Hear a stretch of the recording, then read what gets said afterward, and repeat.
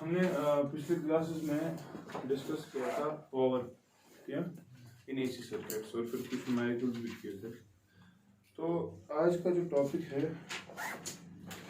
That is wattless and wattful current.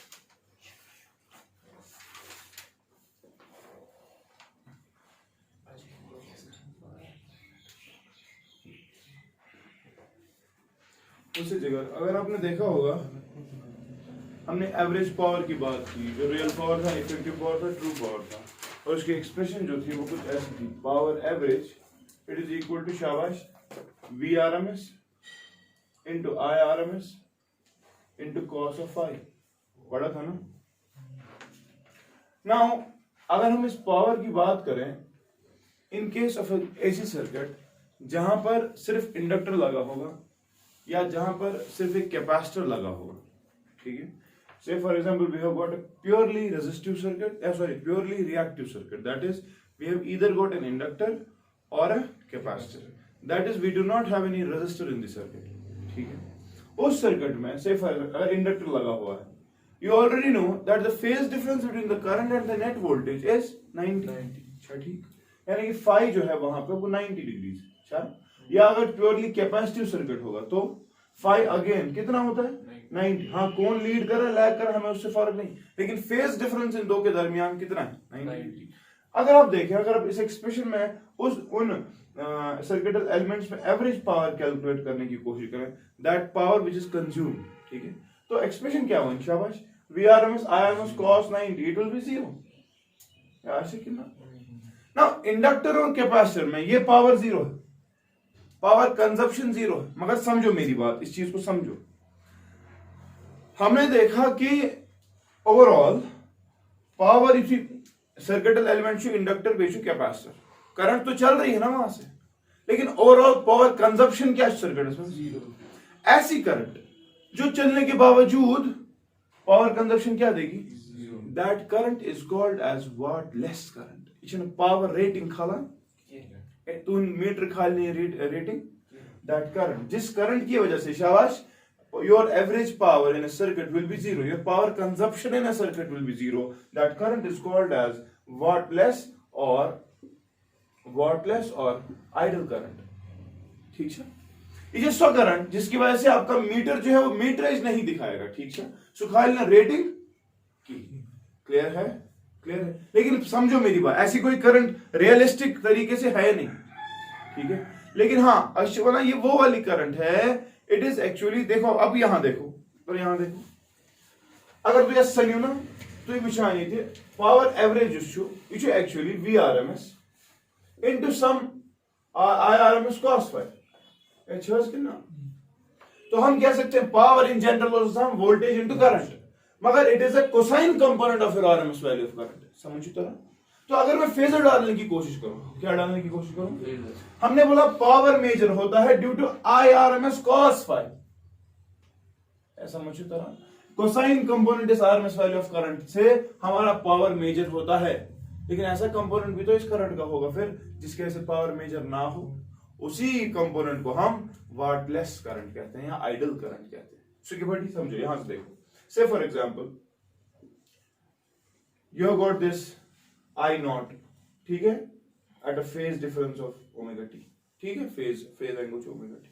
तरह दरमियान में अगर चीज रिजॉल्व करने की कोशिश करेगा, ठीक है, ये इसका फेज था। अब मुझे बताओ, अब अगर हम इसको रिजॉल्व करने की कोशिश करें, से फॉर एग्जांपल यहां से एंगल फाई है, तो यहां पर कुछ कंपोनेंट आई नॉट, हाँ कॉस फाई, और यहां से कौन सा कंपोनेंट आएगा perpendicular I nought sine phi, समझ रहे हो।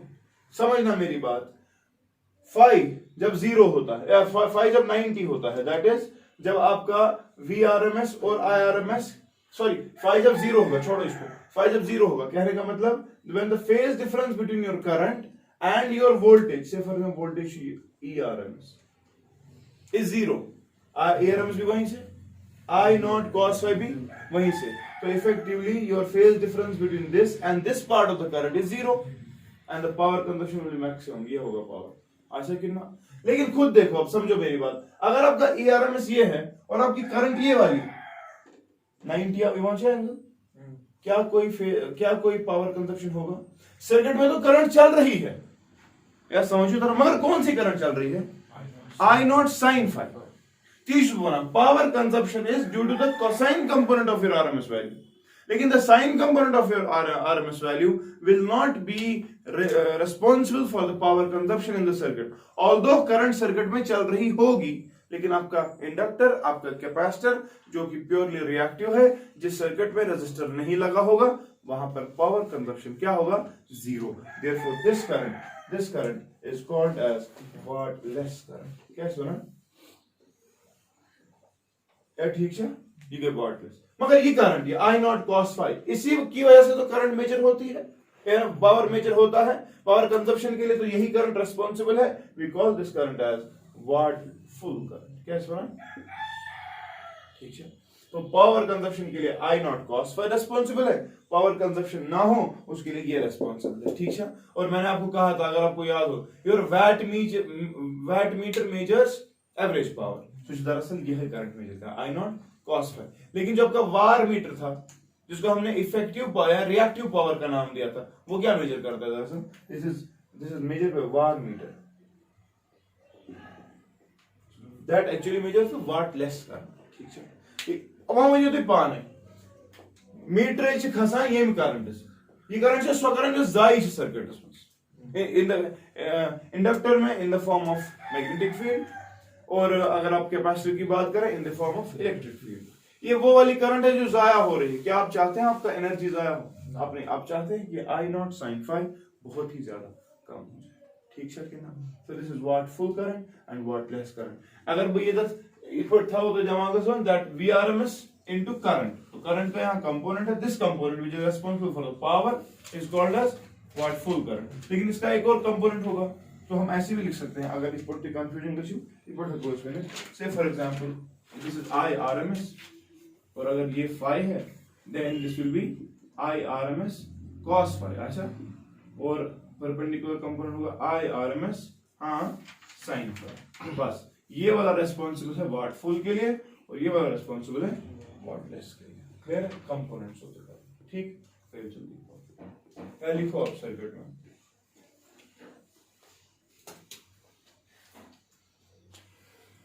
In case of inductive or capacitive circuit, in absence of a resistor,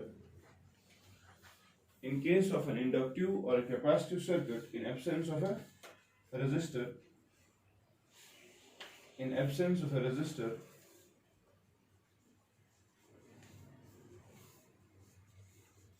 the power consumption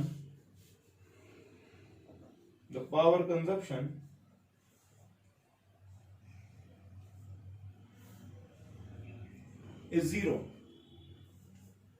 but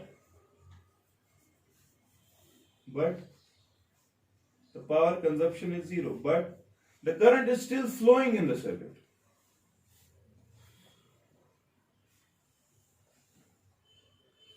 But the current is still flowing in the circuit, which is called as wattless or idle current. ठीक है ना?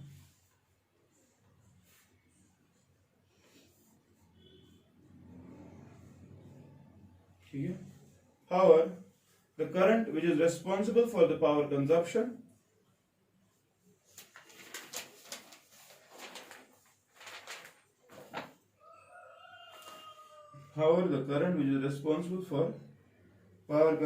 is called as shabash watt full, or is called as watt full or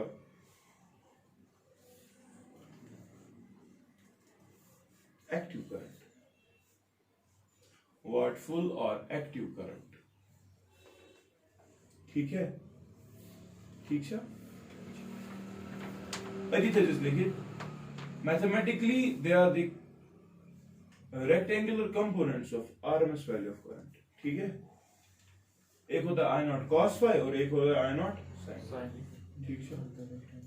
Mathematically they are the components of RMS value of current।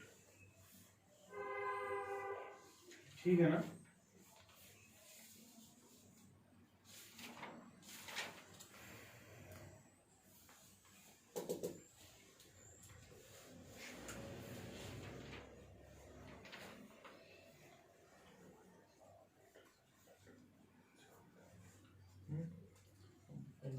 Power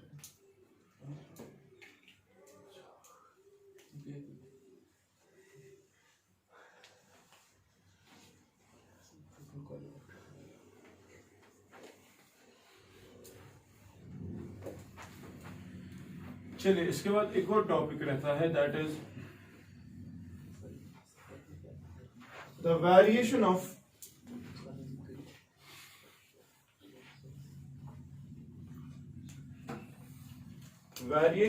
XL, XC, R, XL minus XC with frequency.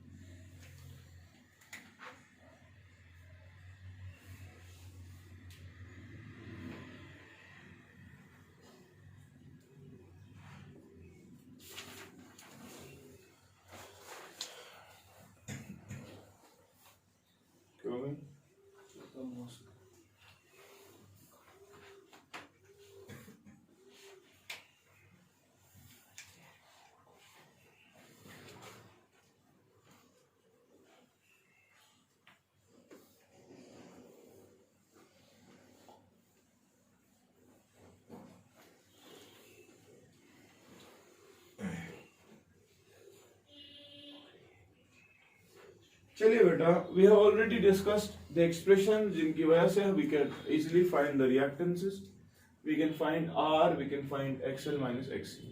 तो अगर मैं आपसे पूछूं how does XL vary with frequency? शाबाश. We know that the expression is XL is equal to omega L, therefore it is a direct proportionality graph and therefore the graph will be somewhat like this. होगा कि नहीं? XL.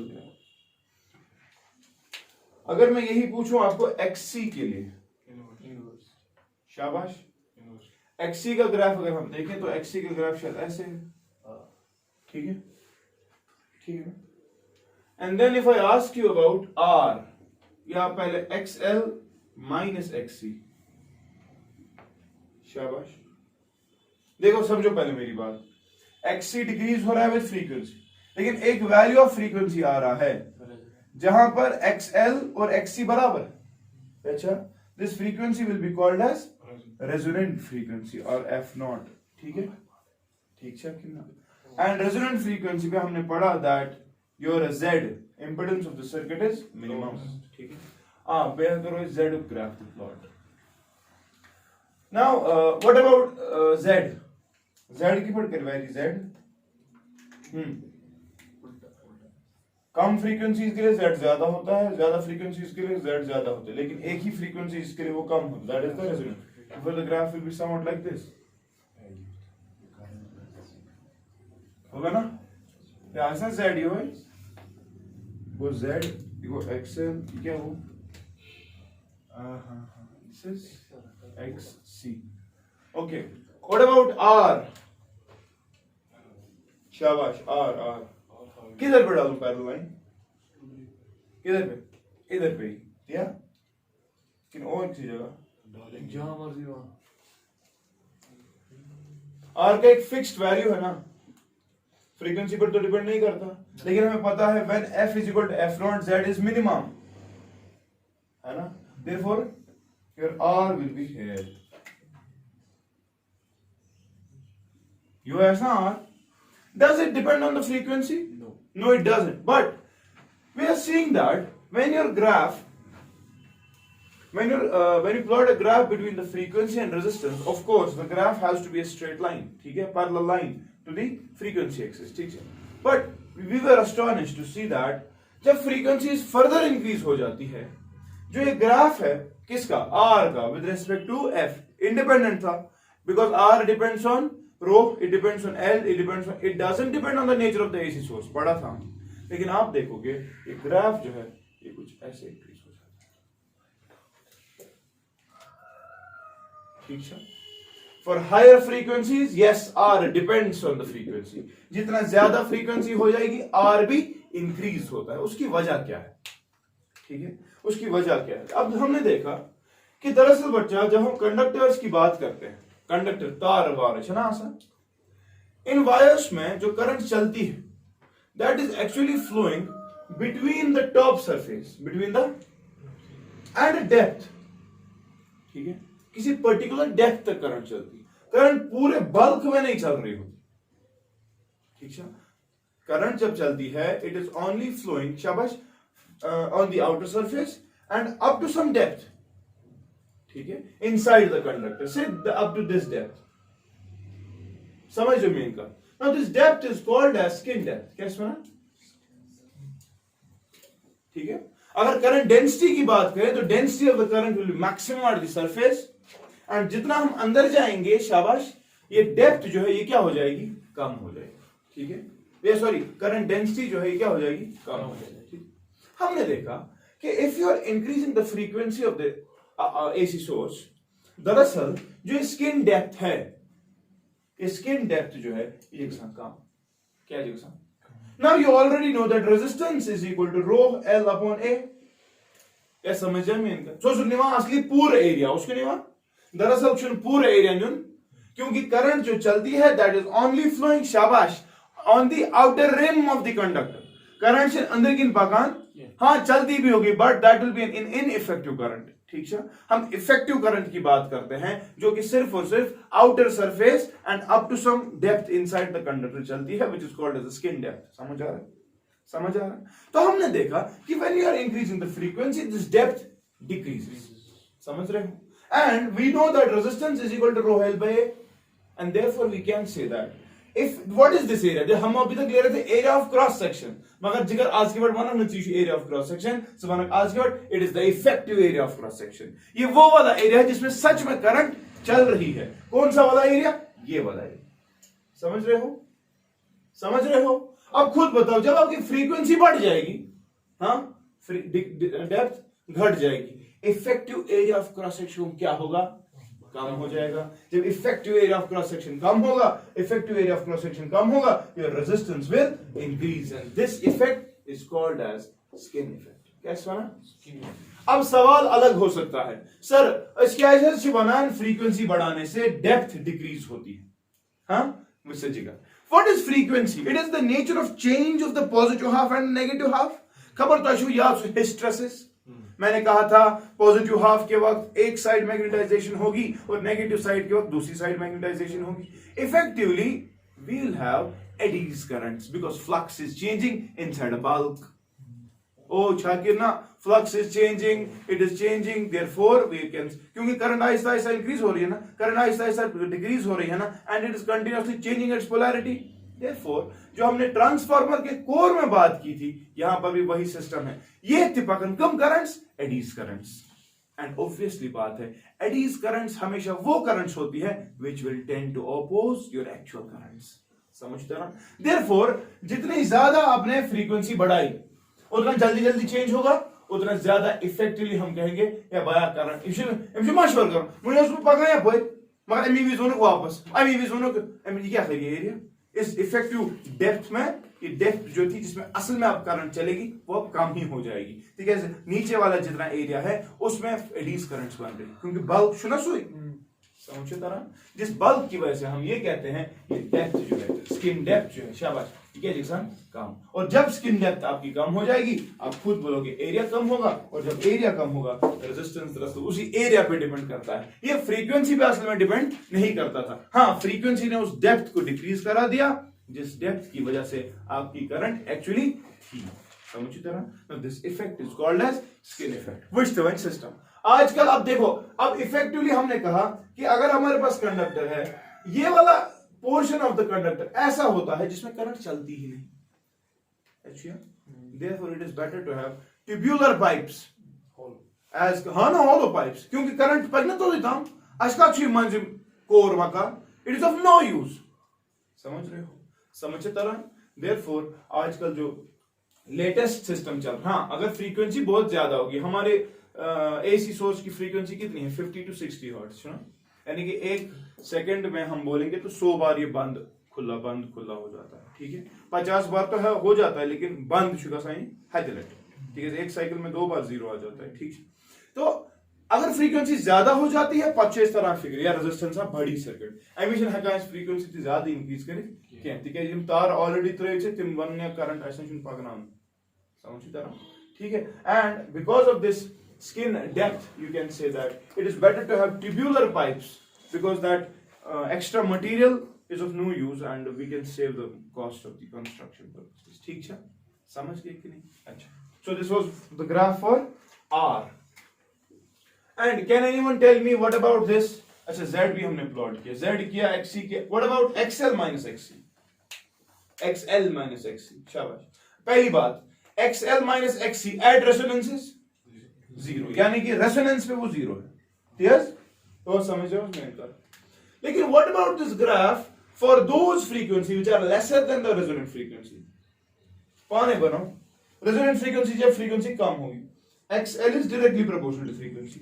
मगर XC is inversely proportional to frequency सुना तो कहने का मतलब जब फ्रीक्वेंसी कम होगी XL कम होगा मगर XC तो XL minus XC नेगेटिव होगी अच्छा ठीक therefore the graph for all the frequency which are lesser than resonant it will be negative and the graph is somewhat like this समझ गए कि नहीं this is XL minus clear है पद कैसे पॉजिटिव पाने ठीक है इस पद क्या कैसी फिर रेजोनेंट फ्रीक्वेंसी से ज्यादा हो जाता है ये ज्यादा है therefore it will be more मगर ये जब ज्यादा हो जाएगा ये कम हो जाएगी तो कैसे पॉजिटिव आई मीन पॉजिटिव इससे पहले नेगेटिव क्लियर है समझ गए कि नहीं ये was important skin effect थोड़ा समझ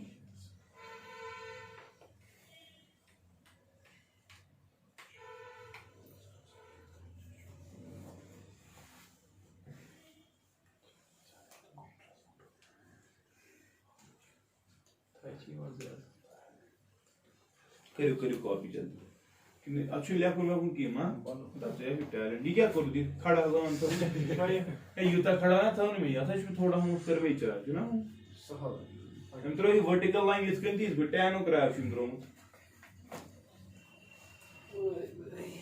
मामा बिस्तर इंजन इस पास सहज करे आराम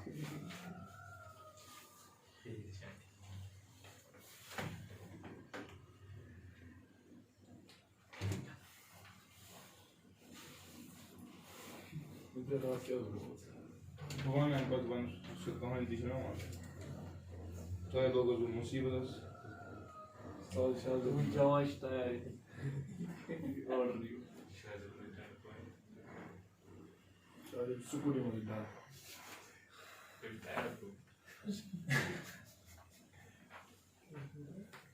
yeah go ahead clear sorry now actually your chapter is done अब रहते हैं दो चीजें चोक कॉइल और थोड़ा पैरेलल एलआरसी सर्किट के बारे में इंफॉर्मेशन ठीक है थोड़ी एलसी ऑसिलेशंस में ऑलरेडी डिस्कस करमित कहां पे जब मैंने सेमीकंडक्टर्स में ट्रांजिस्टर एज एन एम्पलीफायर पढ़ा है ठीक है मम्मा करो बे रिकैप जो तक वारिया साल से मतलब एल सी के दरमियान क्या हो रही है oscillation inductor magnetic field capacitor electric field आपस में क्या करते हैं oscillate with the frequency 1/2 by square root LC उस रेजोनेंट फ्रीक्वेंसी ठीक है मगर वन जो इशू ये ये ऑसिलेशन कित कंचे का सा वो हमें देखना है तो उसके बारे में अगर हम थोड़ा सा आइडिया लें दोस्तों दरअसल सुच में होम होता असली in God gas magnetic field जो है पुरमुत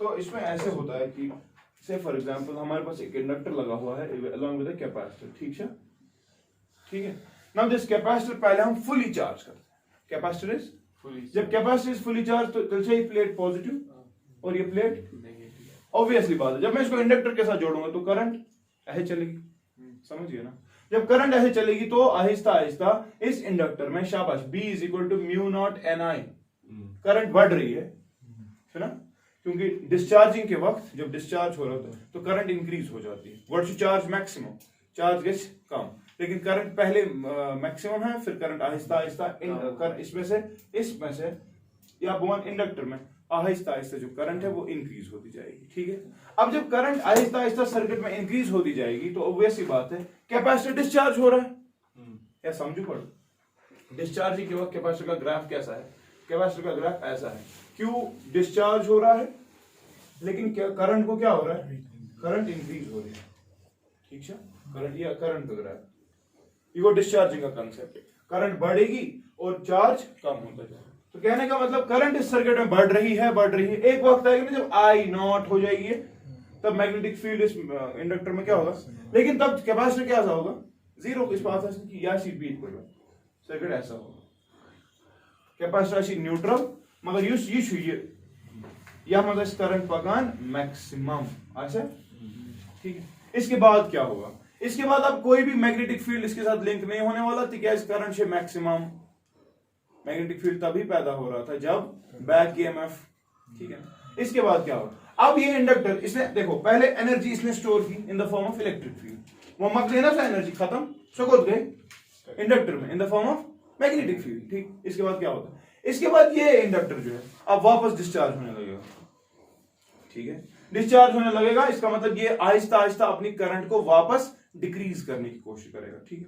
अब जब डिक्रीज करेगा करंट इसमें, ठीक है, इकर पन चार्ज जिसने एनर्जी स्टोर की है वो अब ये डिस्चार्ज होने की, तो उसकी वजह से क्या होता है, अब ये रिवर्स डायरेक्शन में ये चीज करने लगता है। रिवर्स डायरेक्शन में करने की वजह से आहिस्ता आहिस्ता सर्किट में वापस करंट क्या हो रही है, कम कम कम कम कम, ठीक है। सर्किट में करंट कम करंट कम करंट कम करंट कम, एक वक्त आएगा मैग्नेटिक फील्ड इसमें क्या हो जाएगा, जीरो। मुझे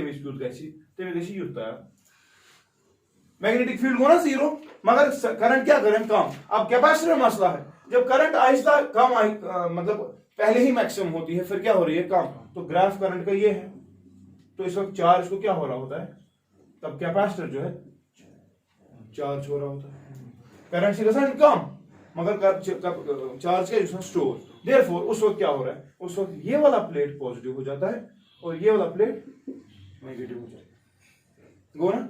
मगर फोकस इनिशियल कंडीशन मगर इन रिवर्स डायरेक्शन।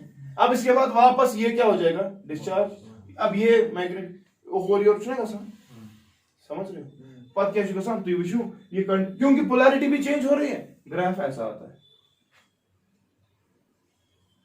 क्यों, क्योंकि एनर्जी का थोड़ा सा आई थी, अदरवाइज she बराबर sinusoidal, we have produced an AC, but the thing is there is a damping. Why this damping is due to the reason that we have these wires and obviously there is opposition and all, ठीक है, resistance आ गया। One क्या शुरू से सुची को ना है मैं कर AC प्रोड्यूस मगर अथा जो एम्पलीट्यूड कंटीन्यूअसली डिक्रीज गसान, तो इसमें से नेबरिंग का एनर्जी सोर्स अप्लाई करो, जिसकी वजह से आपका एक एम्पलीट्यूड जो है क्या रहेगा, कांस्टेंट। समझ रहे हो, मतलब लगा से बैटरी था पॉजिटिव नेगेटिव छ आसान मगर सो हेगन लगाइत क्या इज पोलैरिटी से ना चेंज, सुबह करा वन इस पॉइंट था बैटरी में था, ऐसा तो नहीं होगा। तो आप क्या करते हो, आप लाते हो ट्रांजिस्टर, ठीक है। ट्रांजिस्टर में ये टेंडेंसी है कि वो पोलैरिटी आपस में खुद ही एडजस्ट करेगा, फॉरवर्ड बायसिंग रिवर्स बायसिंग, समझ रहे हो। तो वो लगा के आप जब ऑब्टेन करते हो आप एलसी ऑसिलेशन को आता है, ठीक है। दरअसल जो सिस्टम ही हो, यानी कि अगर आप यहां से आउटपुट लोगे कि ये पर आउटपुट लोगे ना यहाँ पर, वो आउटपुट ऐसा होता है, ठीक है। अब पोलैरिटी भी कंटिन्यूअसली चेंज, अब ये स्टेप्स पे जब आप बनाओगे तो बराबर time t equal to t/4 पे 2t/4 पे 3t/4 और t पे बराबर डायग्राम्स वगैरह बना लो, कोई इशू नहीं, ठीक है। ये समझ आ जाएगा, कोई मसला नहीं। अब रहती है चोक कॉइल और पैरेलल इलास्टिक सर्किट, उसमें थोड़ा सा वो है, वो ज्यादा कुछ नहीं है। मुझे दबा वो करा वो सुबह क्या हां कितने बजे, अच्छा तो नियर, चलो I will stop here, tomorrow I will give the last lecture on this AC, ठीक है ना। नहीं मैंने बहुत बायोलॉजी ना पढ़े, तो इसके बाद क्या इसको बोलते हैं, टुमारो इज थर्सडे, ठीक है। कल या हम इंशाल्लाह कोशिश करेंगे खत्म करने की। फ्राइडे के दिन मॉर्निंग में हाँ Friday morning will be starting electromagnetic waves, मगर इंशाल्लाह मैं कल ही डिस्प्लेसमेंट करंट इसी में पढ़ाऊंगा और फिर इलेक्ट्रोमैग्नेटिक वेव्स में 2 दिन लगेंगे। पढ़ गो ना मैं अलग बस संडे तक हो गया होगा इलेक्ट्रोमैग्नेटिक वेव्स, ठीक है। मंडे से definitely will be starting optics.